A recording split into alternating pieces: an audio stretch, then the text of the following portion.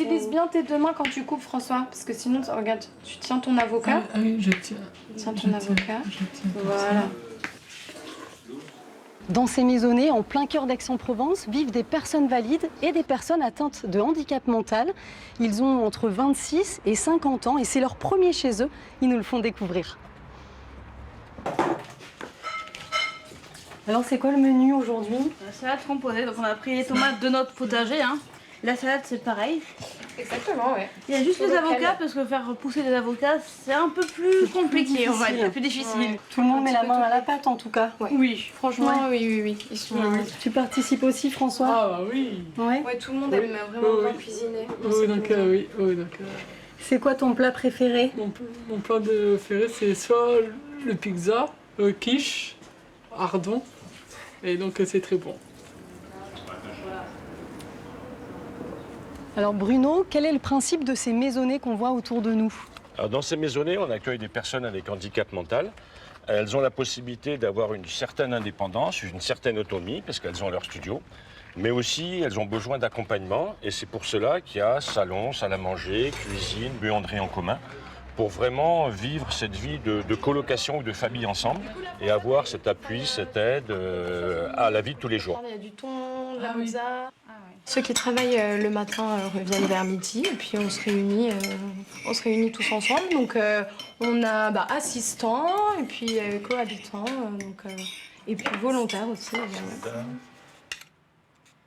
Dans une maisonnée, on a 10 logements, 6 occupés par les personnes avec handicap mental, 2 salariés et 2 jeunes en service civique qui sont là pour les accompagner individuellement, mais aussi assurer la vie sociale et partagée avec les 10 habitants de la maisonnée.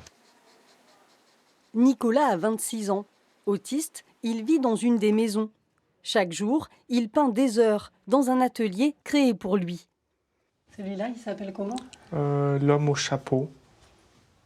Ça, c'est Picasso. Qu'est-ce que ça a changé pour toi d'habiter dans cette maison et de pouvoir aussi peindre quotidiennement? En même temps, de partager une vie communautaire, ça, je suis vraiment très fier. Et en même temps, de pouvoir m'exprimer en continuant de faire la peinture. Chaque habitant paie un loyer de 450 € par mois. Pour certaines familles qui attendaient cette solution depuis 10 ans, c'est une nouvelle vie qui commence. Evelyne, vous êtes la maman de Benoît, qui habite ici depuis 4 mois. Alors, ils ont pu décorer, je crois, les lieux un peu comme ils sentaient. Oui, on le voit tout même à là fait. sur les photos. Oui. Alors là, ils ont affiché beaucoup de photos qu'ils ont prises depuis qu'ils ont démarré à l'Arche. Il a le sourire, on le voit là. Benoît est très heureux ici. Et pour nous, ça a été une très grande joie parce que c'est un lieu où il est reconnu avec ses richesses, ses dons. On ne voit plus le handicap, on voit la personne au-delà du handicap. Et du coup, on le voit s'épanouir, s'ouvrir. De le voir heureux, pour nous, c'est cadeau. Qu'est-ce qui te plaît dans ce lieu-là? C'est que je peux rencontrer plein de personnes à la fois et découvrir des nouvelles personnes que je ne connais pas. Voilà. Ça, c'est important pour moi, de parler avec les gens, de savoir comment ils vont, de tout ça, oui. Ça, c'est important. Vas-y, rentre. À 24 ans, Marion a un handicap invisible. Cheyenne, il y a mon père. Bonjour Marc. Ça va? Tu vas bien? Ça va? Ça va et toi? Ouais. Super. Marion m'a dit que tu t'allais installer. Ouais, on va prendre une mesure dans sa chambre. À cause d'un manque d'oxygène à la naissance, elle a du mal à se repérer dans le temps et angoisse facilement. Maman, elle avait mesuré 60. Ah non, mais c'est bien, on peut même aller jusqu'à 66. 67. Qu'est-ce qu'il représente ce logement pour Marion? Ben Marion, ça représente son autonomie en fait. Et on est super contents. Ça faisait longtemps qu'on cherchait une structure comme ça.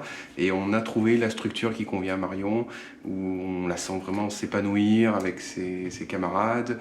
Et c'est à la fois pour elle la façon de prendre de l'autonomie, tout en restant dans un cadre qui la rassure et par rapport à son handicap.